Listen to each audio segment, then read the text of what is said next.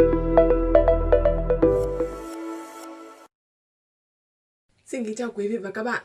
Chào mừng quý vị và các bạn đã đến với Tài chính quốc tế cuối tuần số 47, số đầu tiên đón chào năm mới 2022. Cùng với chuyên gia tư vấn và phân tích tài chính Trần Khắc Minh, chúng ta sẽ cùng điểm lại những sự kiện đáng nhớ và nổi bật trong năm 2021 và đưa ra những lưu ý cho thời gian sắp tới trên những thị trường mà chúng ta thường hay theo dõi như là hàng hóa, tiền tệ hay là cryptocurrency vào năm 2022. Thưa ông Trần Khắc Minh, trong năm 2021 vừa qua, thị trường tài chính thế giới đã bị ảnh hưởng nhiều nhất bởi những sự kiện và động thái nào ạ? Vâng, chúng ta bước vào tuần đầu tiên của năm mới, năm 2022, một năm đầy hy vọng và thách thức đã bắt đầu. Trước hết xin gửi lời chúc sức khỏe và may mắn đến tất cả quý vị thính giả theo dõi chương trình này.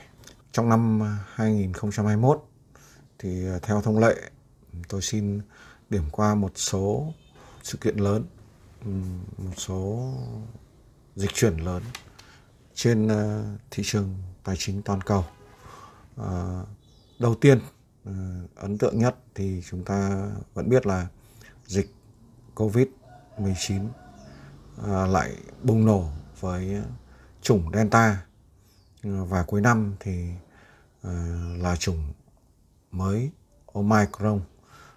Hy vọng là sang năm 2022 chúng ta sẽ dần dần thoát khỏi ảnh hưởng lớn bởi dịch Covid, bởi vì nó làm gián đoạn cả kinh tế lẫn đời sống của tất cả mọi quốc gia cũng như là mọi cá nhân trên toàn cầu. Thứ hai, chúng ta có ấn tượng nhất đó là thị trường chứng khoán toàn cầu lập khá nhiều đỉnh mới, đặc biệt là các thị trường chứng khoán lớn như thị trường chứng khoán Mỹ, thị trường chứng khoán châu Âu. Ví dụ, chỉ số S&P 500 của Mỹ kết thúc năm tăng khoảng 26,89% so với đầu năm. Nó là năm thứ 3 tăng điểm liên tiếp. Chỉ số Dow Jones và Nasdaq cũng vậy, cũng có chuỗi 3 năm tăng trưởng. Dow Jones Công nghiệp 30 thì tăng 18,73%, Nasdaq thì tăng 21,39%. Chỉ số FTSE của Anh tăng 15%, DAX của Đức mức tăng hơn 15%. Đặc biệt chỉ số CAC 40 của thị trường Pháp tăng gần 30%, là có mức tăng loại lớn nhất khu vực châu Âu. Các thị trường khác cũng tăng trưởng, tuy nhiên là không mang tính đại diện, bởi vì có những thị trường tăng trưởng rất mạnh nhưng là một thị trường nhỏ, là những thị trường ngoại biên hay còn gọi là sơ khai thì không được tính đến. Thứ ba, đó là thị trường hàng hóa trong năm 2021 tăng trưởng mạnh mẽ, từ dầu thô, khí đốt cho đến kim loại cơ bản, sản phẩm nông sản đều tăng trưởng. Duy chỉ có mỗi thị trường vàng là suy giảm. So với đầu năm thì giá vàng thế giới giảm khoảng 4%, do là kinh tế toàn cầu sau khi mở cửa trở lại thì phục hồi rất nhanh, khiến cho nhiều nhà đầu tư lựa chọn tài sản rủi ro hơn và giảm nắm giữ các tài sản phòng hộ như vàng. Thứ tư, thị trường tiền mã hóa hay còn gọi là cryptocurrency bùng nổ. Chúng ta thấy rằng là mặc dù trong giai đoạn cuối năm đồng Bitcoin bị giảm khá mạnh, nhưng tính chung cho cả năm 2021 thì đồng Bitcoin vẫn tăng trưởng được khoảng 60%, và nó lập kỷ lục giá cao nhất vào khoảng xấp xỉ 69.000 đô la Mỹ một bit vào tháng 11 năm 2021. Kéo theo nó là sự tăng giá đầy ấn tượng của hàng loạt đồng tiền blockchain cũng như là đồng tiền meme. Có những đồng tiền tăng đến 48.000 lần so với đầu năm. Đó là một thị trường rất sôi động và bắt đầu thu hút sự chú ý của khá đông các nhà đầu tư trên toàn cầu. Thứ năm, ấn tượng đó là cuộc khủng hoảng năng lượng bùng nổ vào quý 3 và quý 4. Bắt đầu từ khủng hoảng khí đốt khu vực châu Âu và sau đó là tăng giá mạnh của dầu thô. Giá dầu mỏ hay còn gọi là dầu thô so với đầu năm là tăng trưởng khoảng 40%. Đây là mức tăng cao nhất tính từ năm 2014. Giá than tăng khoảng 60%. Khan hiếm năng lượng làm cho việc cắt điện luân phiên cùng với áp lực lạm phát tăng vọt thì nó bắt đầu tác động khá lớn tới đời sống người dân bình thường.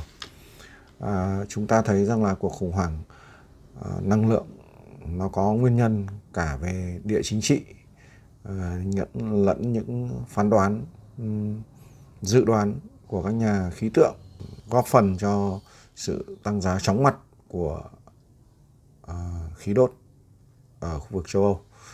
Tuy nhiên, cuối năm thì lĩnh vực khí đốt đã khá lắng dịu và rất có thể là khủng hoảng khí đốt sẽ trôi qua nhanh.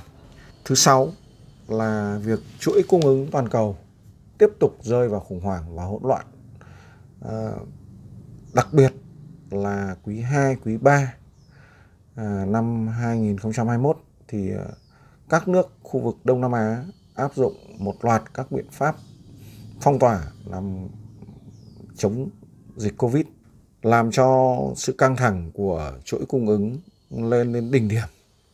Cộng thêm vào đó là chính sách Zero Covid của Trung Quốc cũng làm cho chuỗi cung ứng toàn cầu hỗn loạn.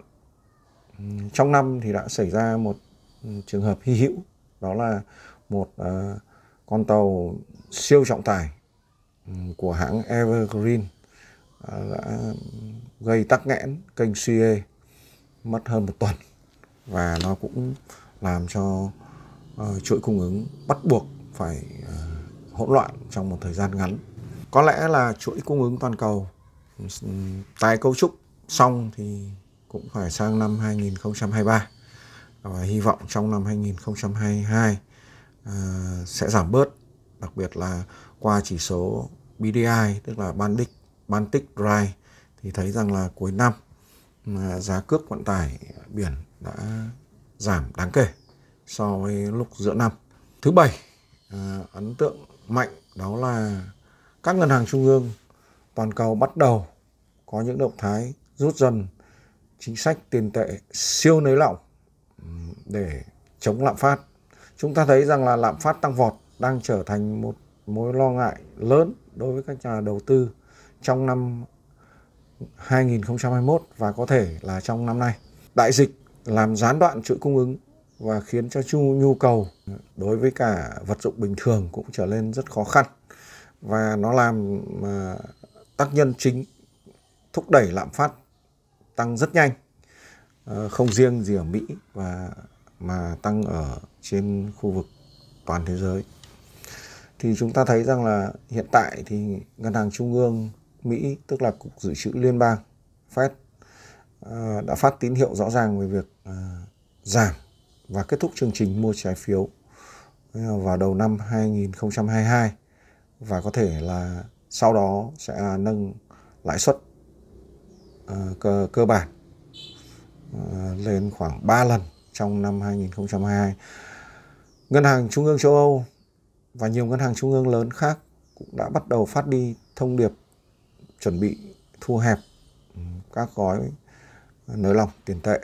Tuy nhiên, riêng Ngân hàng Trung ương Trung Quốc thì vẫn đi ngược xu thế khi mà họ tiếp tục nới lỏng và có thể là lại tiếp tục bơm tiền ra để tăng thanh khoản cho thị trường. Một số quốc gia khác ví dụ như là Nga hoặc là Argentina cũng có thể trong năm 2022 sẽ theo chính sách nới lỏng. Như vậy chúng ta thấy rằng là trong năm 2022 thì chính sách của các ngân hàng trung ương bắt đầu phân kỳ. Có một loạt ngân hàng trung ương lớn thì thu hẹp và thậm chí là bắt đầu tăng lãi suất để chống lạm phát, và một số ngân hàng trung ương lớn khác thì lại tiếp tục nới lỏng để kích thích kinh tế. Thứ 8, chúng ta rất có ấn tượng với việc Thổ Nhĩ Kỳ phá giá đồng Lira. Tính cho hết năm 2021 thì đồng Lira của Thổ Nhĩ Kỳ đã mất giá khoảng 40%. Mặc dù trong giai đoạn cuối năm có phục hồi đôi chút, nhưng về cơ bản là mất giá rất mạnh. Thêm vào đó là Trung Quốc có những động thái chỉnh đốn lại nền kinh tế và quy hoạch lại thị trường bất động sản. Nó cũng gây một số lo lắng đối với các nhà đầu tư trên toàn cầu, là liệu rằng là những công ty lớn như Evergrande hoặc là Sinic, những công ty bất động sản hàng đầu của Trung Quốc vỡ nợ thì liệu có trở thành tác động dây chuyền đến thị trường thế giới hay không. Thì chúng ta cần phải chờ các chính sách tiếp theo của Ngân hàng Trung ương Trung Quốc và các nhà hoạch định chính sách của Trung Quốc trong năm 2022. Hy vọng họ sẽ có những chính sách để cho thị trường bất động sản của Trung Quốc hạ cánh khá êm ái, chứ không phải là hạ cánh cứng. Trung Quốc cũng điều chỉnh các chính sách về tiền mã hóa, về lĩnh vực dạy thêm. Nói chung là rất nhiều chính sách khác nhau cũng ảnh hưởng khá lớn đến tâm lý của các nhà đầu tư khu vực châu Á và nói chung là khu vực thị trường tài chính toàn cầu. Và để kết thúc thì xin nhắc lại lời chúc mừng năm mới. Chúc chúng ta trong năm bình thường mới 2022 mạnh khỏe, vui vẻ và nhiều may mắn trong đầu tư. Thưa ông, trong tuần đầu tiên của năm 2022, chúng ta có cần lưu ý gì về những thị trường mà chúng ta thường hay theo dõi như là hàng hóa, vàng, dầu thô, tiền tệ, euro, USD, Yên Nhật USD, chỉ số Crypto Major Index hay là chỉ số DXY hay không ạ? Vâng, chúng ta phân tích các thị trường quen thuộc trong tuần đầu năm mới. Đầu tiên là chỉ số sức mạnh đồng đô la Mỹ, DXY hay còn gọi là USD Index. Thì chúng ta thấy rằng là trong cuối tuần, tức là ngày cuối năm 2021, thì chỉ số này đã tiến sát về đóng cửa tại 95.55, gần với mức 95.52.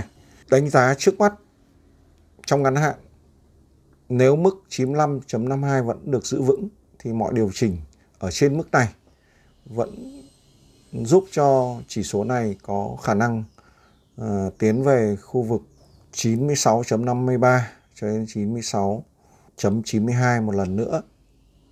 Và trong trường hợp cụ thể thì nếu vượt qua được 96.92 thì chỉ số này vẫn có thể hướng lên khu vực 98. Ngược lại, nếu mức 95.52 bị bẻ gãy và mọi điều chỉnh đều diễn ra ở dưới mức này thì DXY sẽ lùi về khu vực 95.0 cho đến 94.79, thậm chí là thấp hơn. Đây là một khả năng có thể xảy ra trong ngắn hạn đối với cả chỉ số sức mạnh đồng đô la Mỹ. Cặp tiền tệ euro đô la Mỹ thì trong cuối tuần chúng ta thấy là cùng với đà suy giảm khá mạnh của DXY thì cặp tiền này đã vượt qua hẳn mức 1.1321 và đóng cửa ở mức 1.1383. Trong tuần đầu của năm 2022. Cặp tiền này nếu điều chỉnh dưới mức 1.1383, mọi điều chỉnh của nó đều dưới mức này, thì vẫn có thể có khả năng suy giảm xuống dưới khu vực 1.11 cho đến 1.0950, hoặc thấp hơn một chút. Ngược lại, nếu breakout và củng cố trên mức 1.1383 thì cặp tiền euro đô la Mỹ sẽ tăng trưởng lên khu vực 1.17 đến 1.19 trong một vài tuần tiếp theo. Cặp tiền thứ hai là đô la Mỹ Yên Nhật. Thì chúng ta thấy là trong tuần cuối cùng của năm 2021 thì cặp tiền này vẫn tiếp tục tăng trưởng nhẹ.